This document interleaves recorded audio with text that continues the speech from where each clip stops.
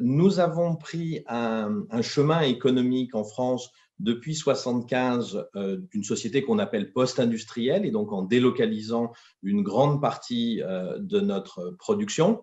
Et donc avec un constat qu'on devenait dépendant en termes de production de certains pays et naturellement de la Chine. On peut tirer le constat que nous sommes sans doute allés trop loin dans cette recherche du moindre coût dans les approvisionnements, ce que j'appelle aller chercher le moindre centime aux quatre coins de la planète, et qu'on a comme ça rendu vulnérable des chaînes d'approvisionnement. Depuis le début de cet événement, nous avons mis en place des thermomètres pour sentir un peu l'évolution de l'opinion.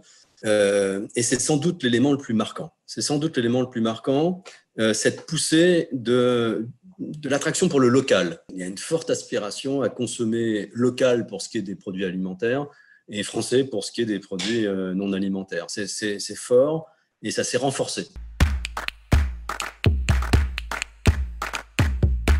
Il y a un décalage assez important entre l'ampleur des déclarations de principe et ce qu'on voit dans les faits, dans les magasins, où en réalité, il peut y avoir une préférence pour le produit local ou français à compétitivité égale, quoi. La plupart des gens qui se disent disposés à payer plus cher s'arrêtent à 5% plus cher, et au-delà de 10%, il n'y a plus grand monde.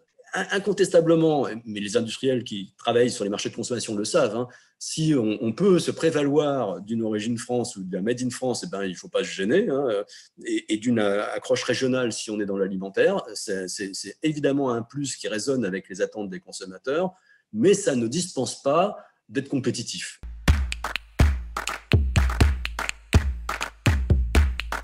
Il faut bien comprendre que je pense qu'à la base, c'est un souhait très largement partagé de se dire si mes fournisseurs sont près de moi, je m'en porte mieux au fond, hein. Donc je crois qu'il y a une préférence assez large. La question est de savoir si on peut le faire dans des bonnes conditions de prix, de qualité, de disponibilité.